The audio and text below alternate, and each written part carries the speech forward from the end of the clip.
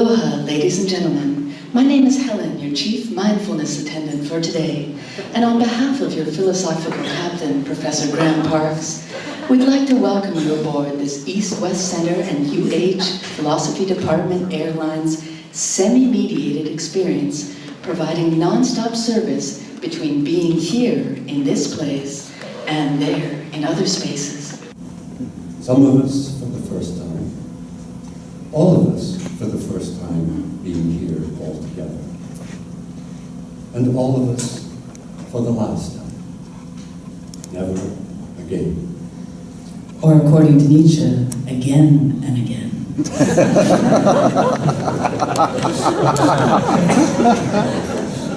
Good one. Yes, over and over again. Now and forever, eternally. So yeah, Graham, we better not screw this up. And anyone in the audience who's having second thoughts about being here, particularly in this place now, this is your chance. No mad rush for the exit. Okay, so I for one am delighted to be here in this place with you.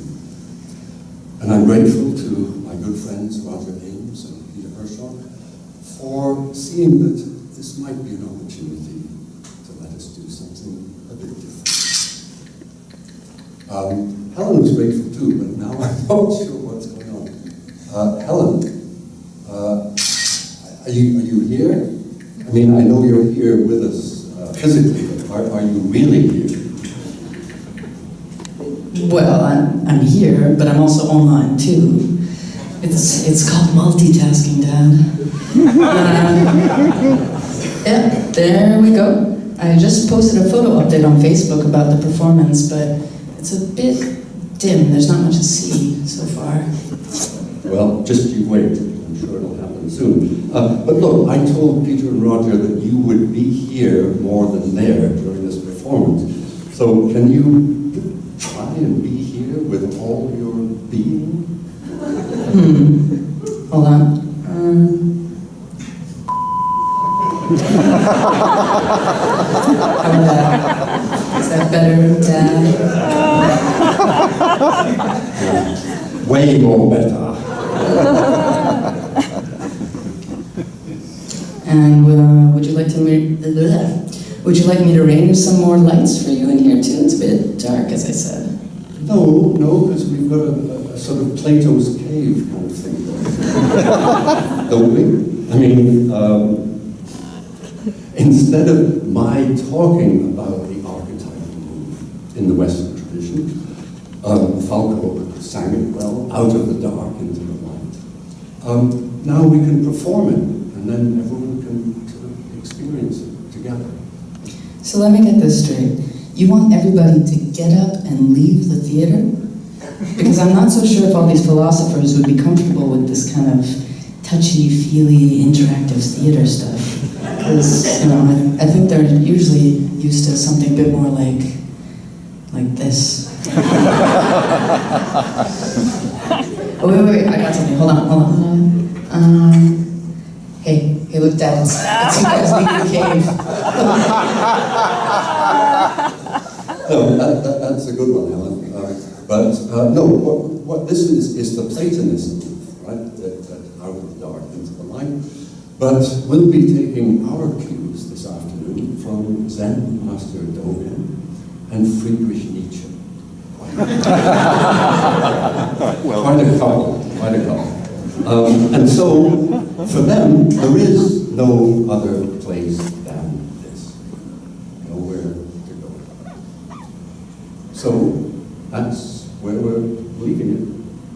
So now you'd like some light, would you? Well, I suppose. Yeah, all right. And Parks said, let there be... hold on, Chris, can we bring up some house lights, maybe?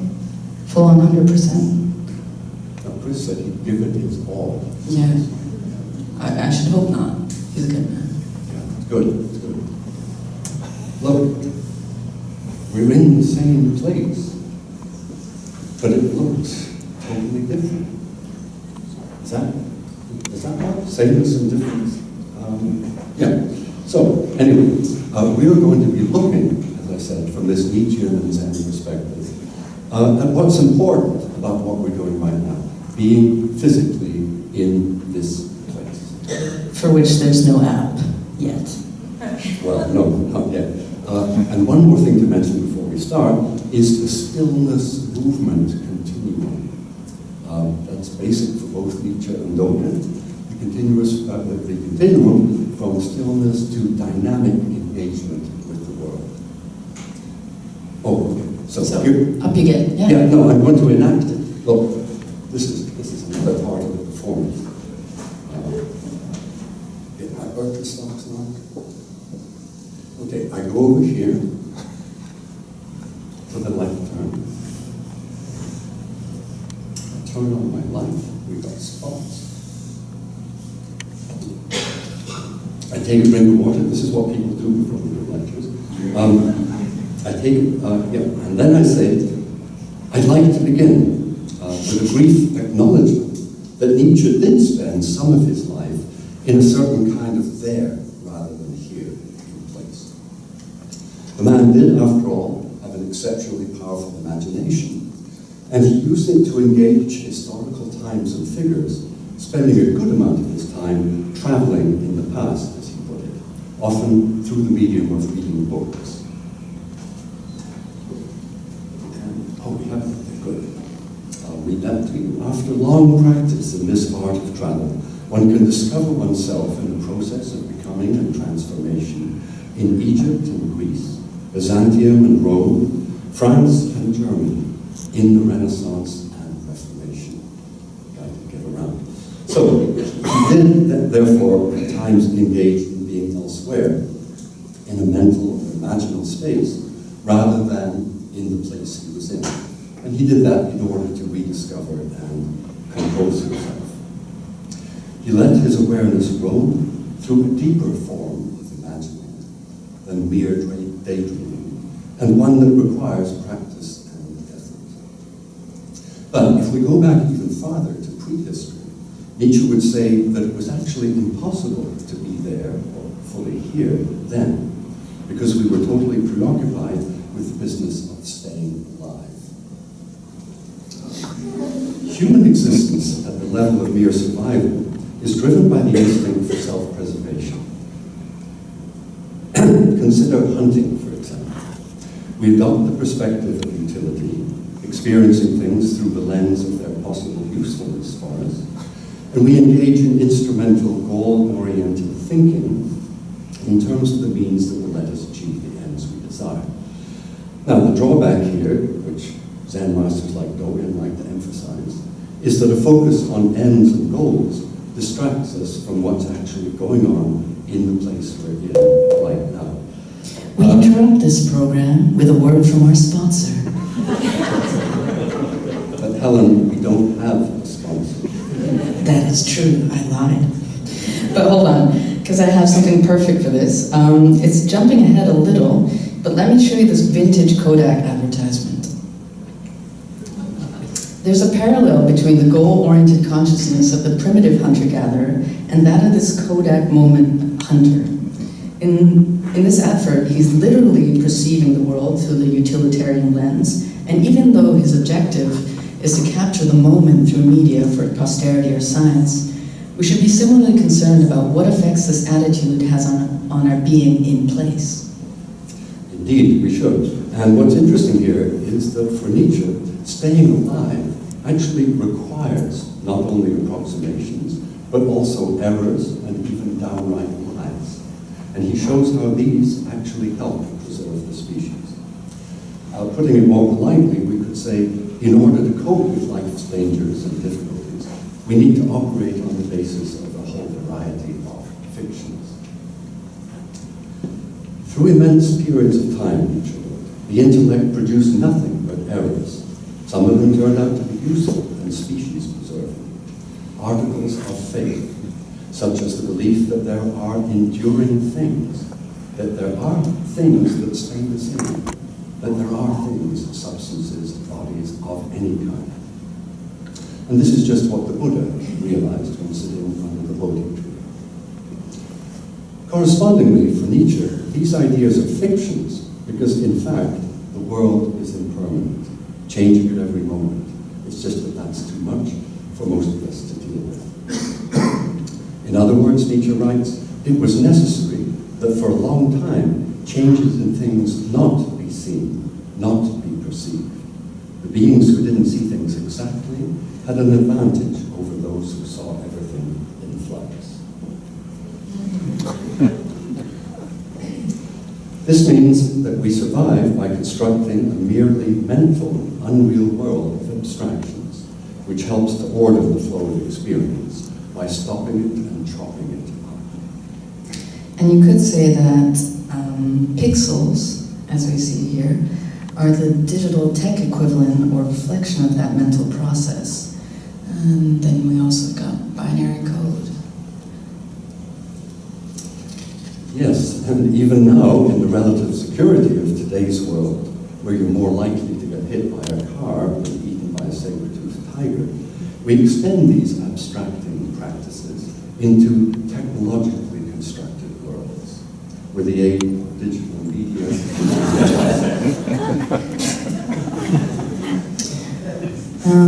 Speaking of virtual spaces, Graham, do you remember the original Tron? Do I remember it? That came out, you were not even a glint in either of my eyes. Well, it was one of my favorite films growing up. And so, yeah, how about a little mediated trip down memory lane? In a world where cars were fast and women were, I don't know where I was going with that. But anyways, many people's favorite exemplification of virtual space paired with existentialism is in the 1999 film The Matrix. Here, for example, is The Construct, which is described as a virtual workspace or loading program. Ironically, it's designed to load simulator programs such as this one in order to train and enlighten messiahs to kick ass using digital mind over digital matter. But meanwhile, in the real world, or in the real film world, at least, Neo, so the protagonist's actual body in place, is doing a whole lot of this as opposed to this. A whole lot of lying around, and actually he even misses out on the main kiss of the film, because he's too busy doing a whole lot of saving humanity, but in the virtual world. But as far as real virtual spaces in our world today go, take the internet. A website gives us visualizations or expressions of space and content on the web. And just like in the physical world, they even have addresses and home pages. So in our everyday lives, we have the possibility to export our consciousnesses elsewhere to a new kind of here or there that's becoming increasingly elaborate and lifelike. And with the creation of online avatars and profiles for chatting, social media, and gaming, we really ought to consider what effect it has both on our bodies and minds. Hey, look, it's Roger. Roger's profile. Helen, I'm disoriented. I just walked to the other side. So what page are we on? We are on 7. Oh, 7. Is this me now? Yeah? This is you now. Okay. I saw you. Good, because I wanted to go back to the Plato's Cave image again, because there's a feature of it that seems to anticipate all of this. Because we, the prisoners, or you, the prisoners, you're actually sitting there, you're motionless, you haven't got up and left, because you're shackled by the neck, and you're unable to turn your heads, so you can't even see your neighbors. This is an important aspect of this image. So what it means is that all our communication with others has to be mediated by what we see on the wall or screen in front of us in the cave. That's pretty interesting. I thought it was. Okay, so the modern equivalent of the cave and the wall upon which the shadows play out would be the cinema. We kind of almost got that here. And it's a silver screen. And in our world today, there's an ever-increasing proliferation, as you've noticed, of screens. They're all over the place. There are the screens that we all share, such as the public screens, big screens found in metro stations and in city squares and so on. And then there's the laptop and tablet and smartphone screens, which are portable and highly personalized, individualized. But although we now tend to think, at least I think most of us do, of the screen as something we see through, or that reveals in some way what is real, we should recall that the screen was originally something that conceals or blocks something. We use screens in rooms to screen off or divide, thereby concealing what's behind them. Before coming here, I was in Shanghai, where a lot of people were using face masks to screen out the 0.25 particles. And this poses the question, what are our digital screens concealing from us, and what are they filtering out?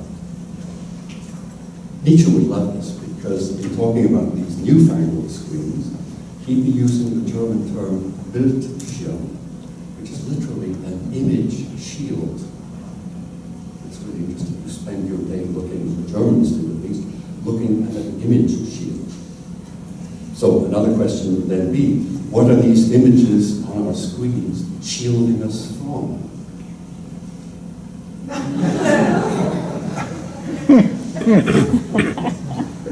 I think that what's problematic, perhaps, is that the mediated digital record of being in some place has become so sacred, the simulacrum elevated far above the original.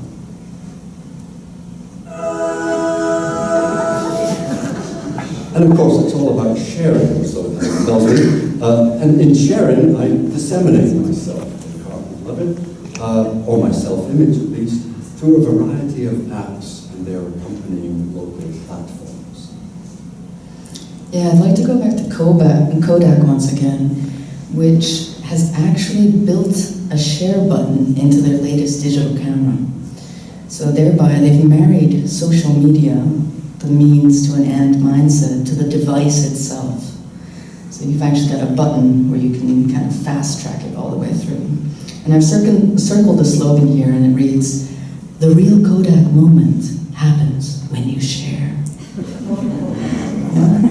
And just in case you're in the mood to do a bit of curating first, instead of taking the fast lane to the share zone, there's of course an app for that.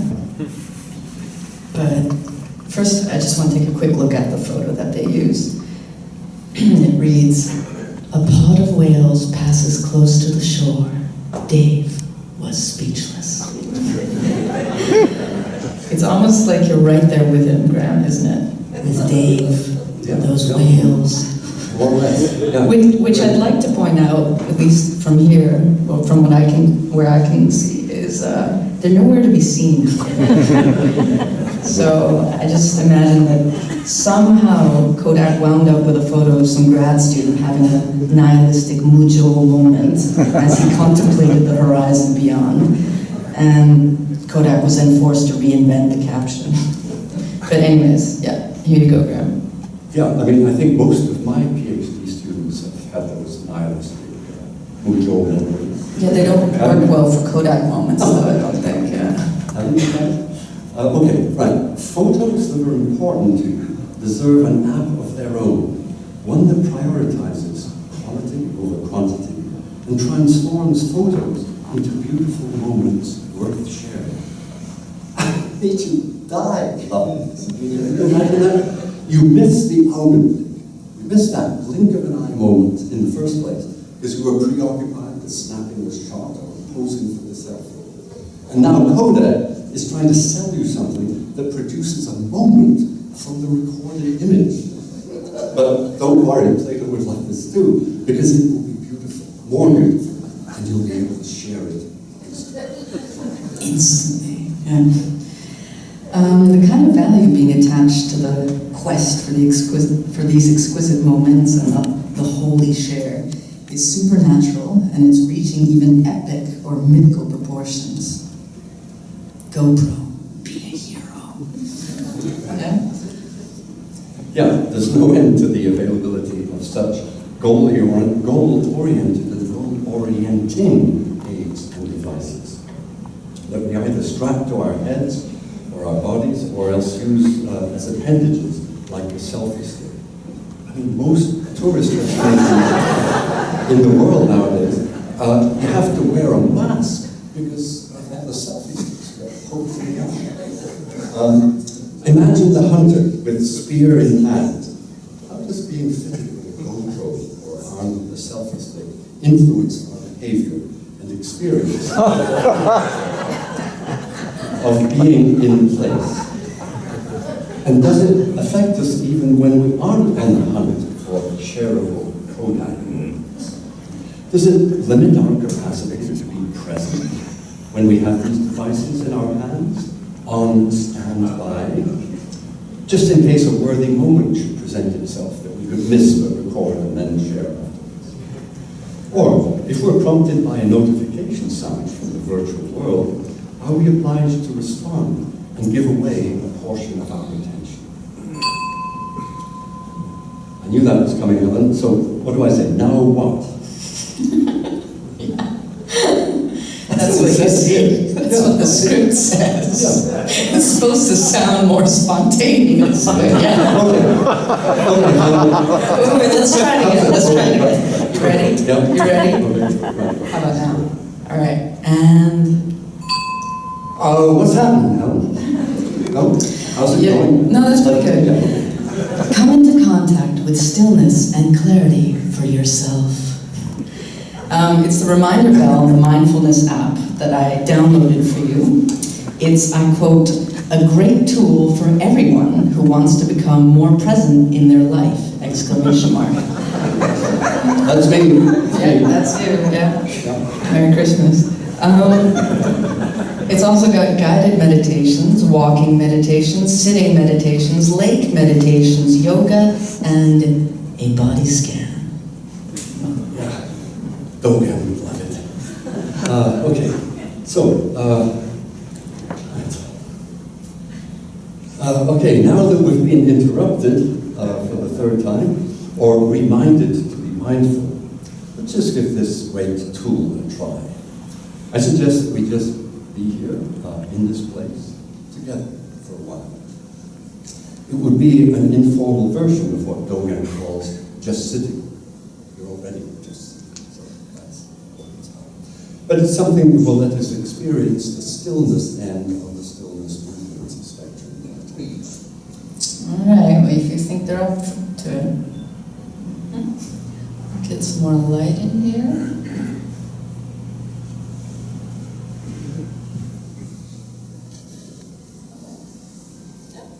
Okay. And ladies and gentlemen, your captain has just turned off the fasten seatbelt sign, which means that you are free to move about the cabin, but we much rather recommend that you remain seated and simply just be here for the moment.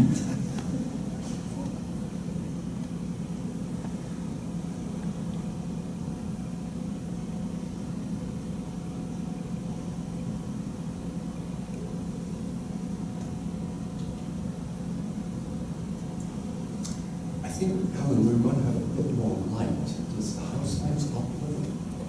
Because I can't see. There's more light than going on.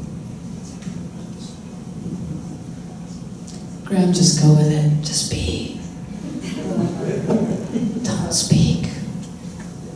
Don't look. Da sein.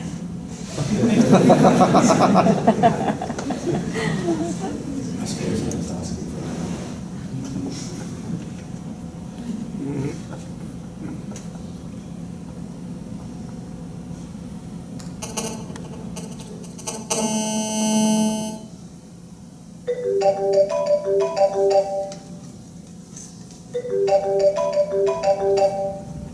Hello? Oh, hi, Mom. Graham, it's for you. It's your wife. Can you tell her I'm in the middle of something important? He says he's busy. She's asking why your phone's turned off. Can you tell her it's because I'm trying to be fully in place? He's busy trying to be here again.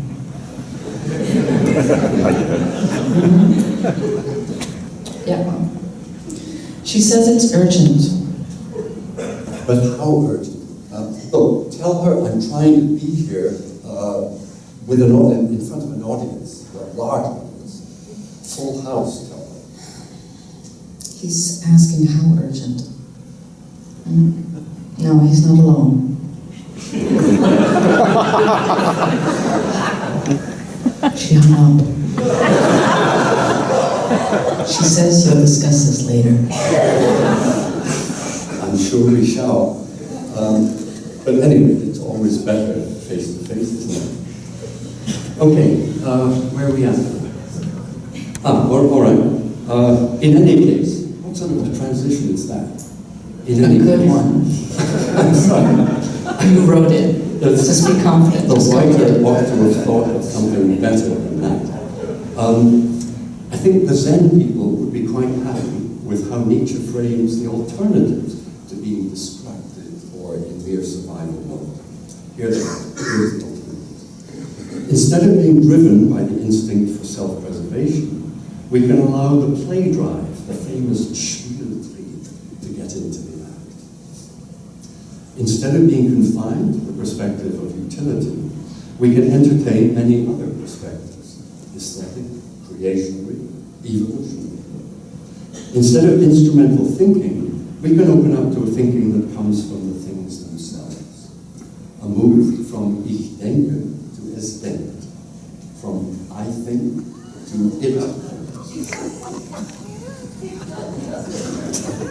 And instead of living in a world of fictions and approximations and errors, we can pay attention to what's actually going on in the place we are in. And instead of clinging to the fantasy that there are things, lasting things, and so forth, we can acknowledge that it's all impermanent, even though places often appear to be stable. All right, now I'm just going to run through, this is the lecture part here. We've got 3 things that Nietzsche learned from the places that he inhabited. Number 1, how to be small.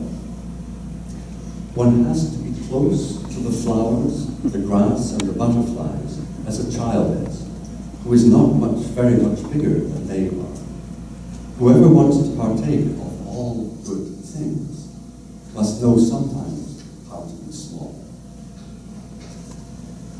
The man liked big places, with mountains or seas, places of the kind that give us a sense of our own modest proportions. Perhaps that's why, in the virtual world of cyberspace, where one's physical size is irrelevant, there's such a tendency towards self-aggrandizement. It's no coincidence that it's called an iPhone, and we shouldn't be fooled by the small, modest, lowercase I.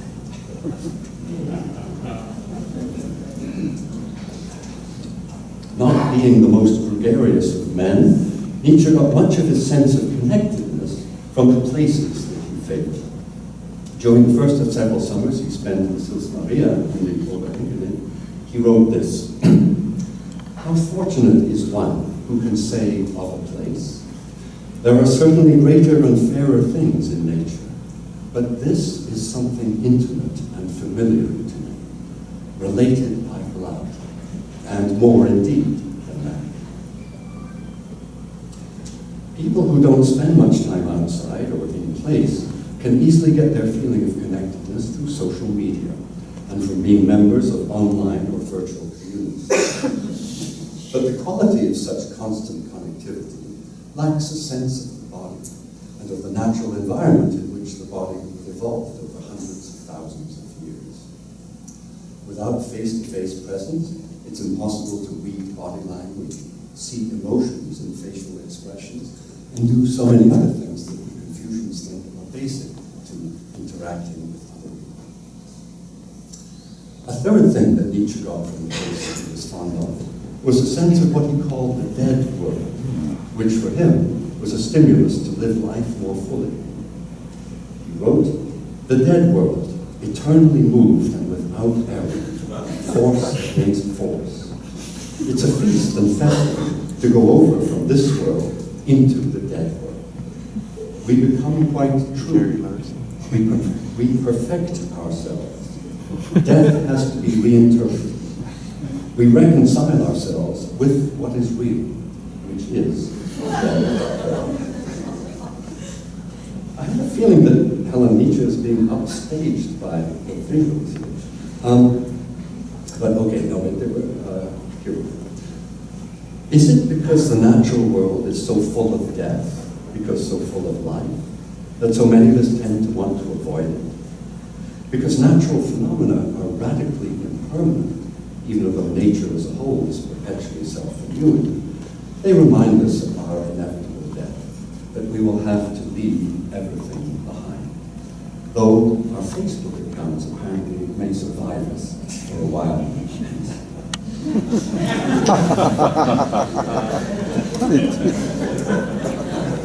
And if we record our experience as much as we can and share widely enough, perhaps we will live on for a while. Ideally, not just on our hard drives at home, but also in some computer cloud in some corner of the world right there. Okay, let's see.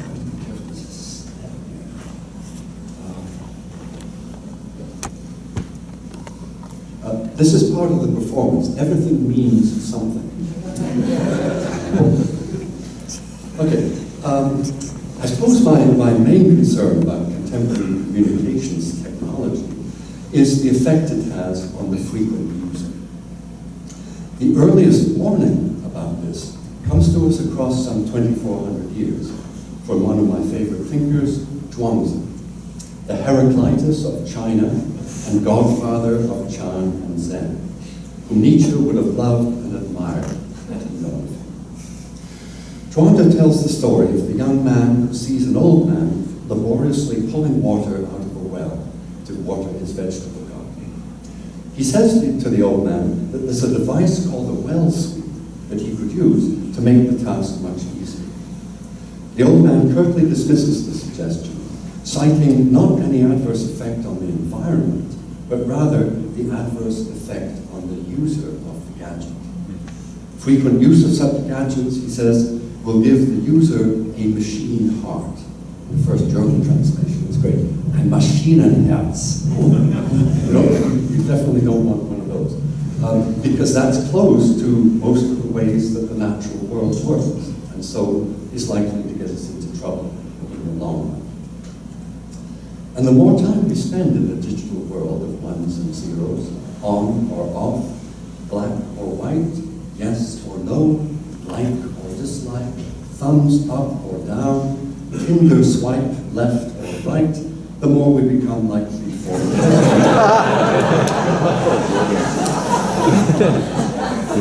I've never done this.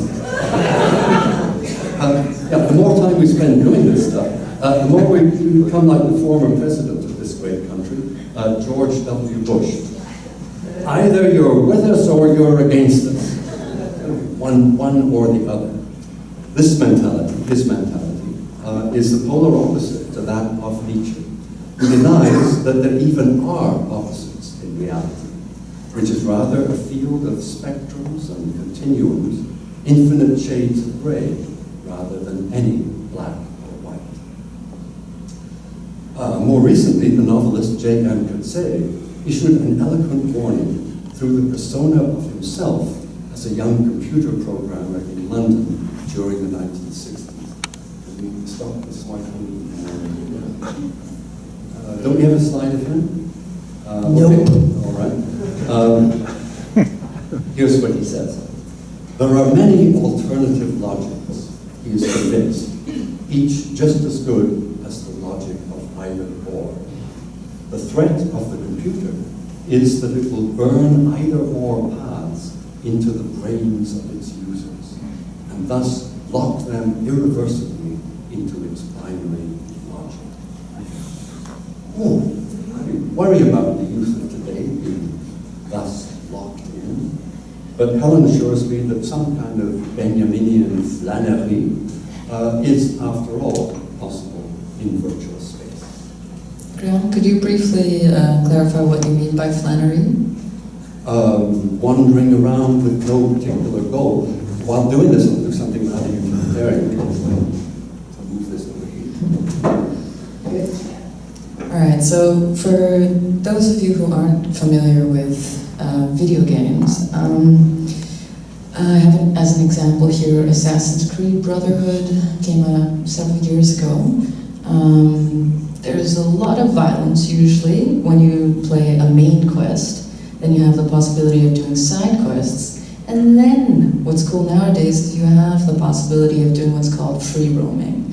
And this is a video from a player online doing free roaming. As you see, I actually wanted to get Florence. I'm not quite sure which city this is, but he's got no particular goal. He's free to glide about, explore, ride horses, swim, what have you. It was actually difficult to find a video where the player wasn't stabbing people every couple seconds.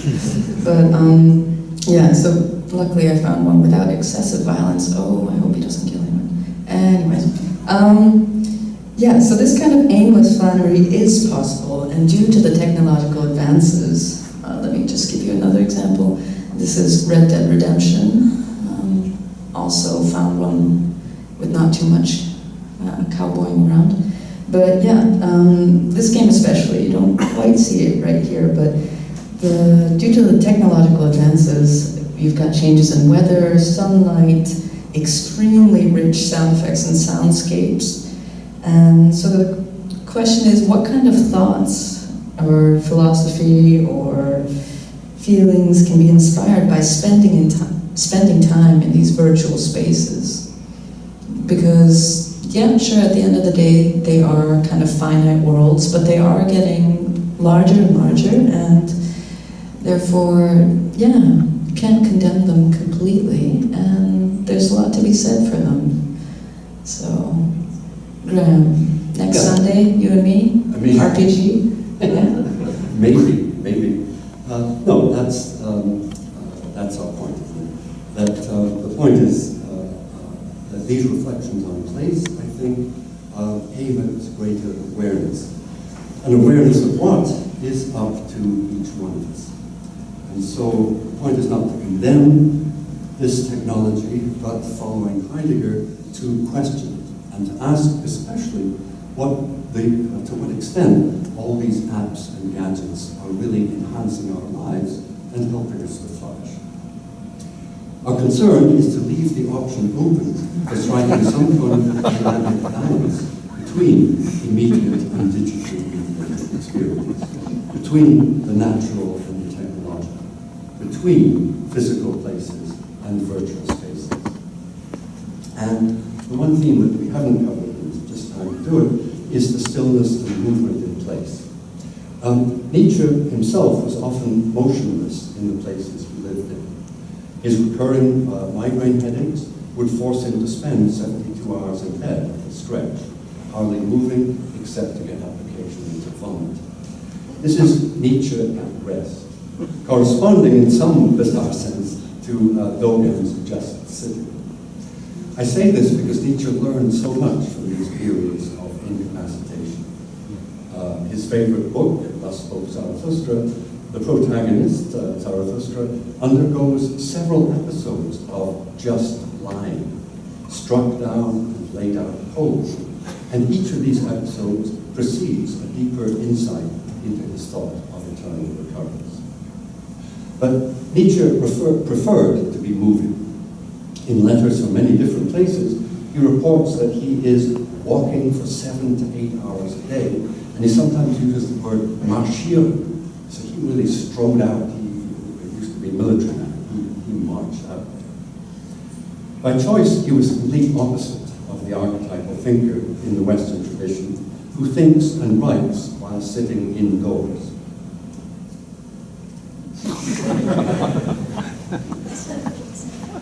Here's what Nietzsche says about that. Sit as little as possible. Do not believe any idea that wasn't born in the open air and from free physical movement, in which not only the muscles are celebrating a feast and festive. Nietzsche writes of the interactions among his creativity, his physical flexibility, and the place when he was working on Also sprach Zarathustra while living on the Mediterranean coast. My muscles have always been at their most flexible when the richest creative energies were flowing through me. I could often be seen dancing. At that time, I could hike in the mountains for 7 or 8 hours at a time without any thought of tiredness.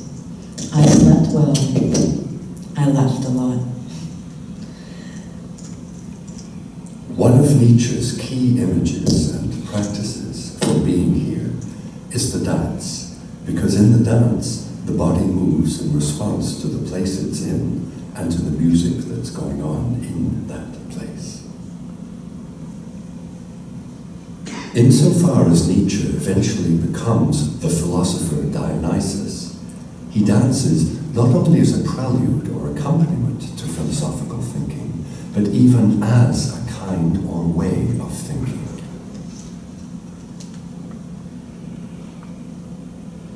Thinking wants to be learned, as dancing wants to be learned, as a type of dancing. Who knows from experience the delicate shiver that a light-footed spirit sends streaming into every muscle. So nowadays, we spend an enormous amount of time sitting with our heads down, thumbs and fingers busily typing or engaged in refined foreplay-like movements as we stroke and tap our touchscreens. By contrast with the Dionysian dance that Nietzsche regarded as crucial for a good life, the frenzy of clicking and swiping that so many of us now engage in hardly involves moving the body at all. Now we're hopefully all familiar. Graham?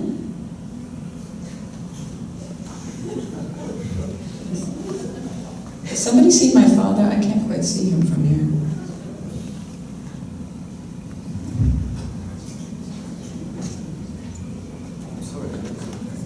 Oh, you are? Sorry. Technical difficulties. Graham, you all right?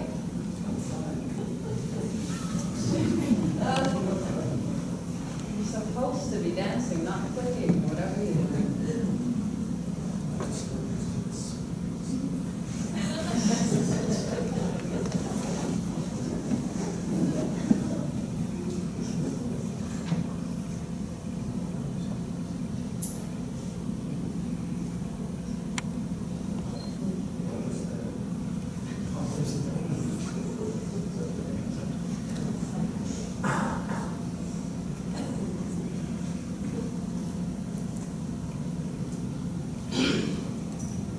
Graham?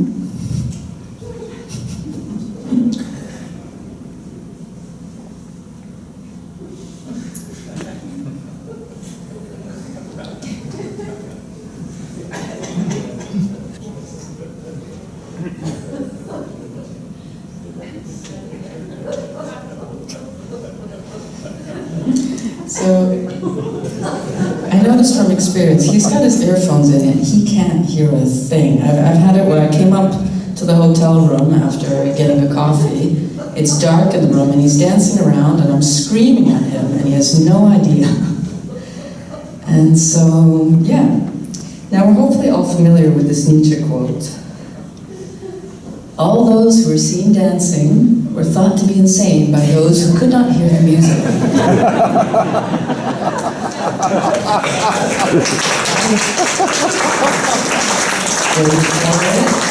Wait for it. Thank you very much. So I'm going to turn up the music that's been playing inside his headphones this whole time, so feel free to either join him in being here in this place, whether it's by thinking or by dancing, or by taking part in this gay science, this fröhliche Wissenschaft.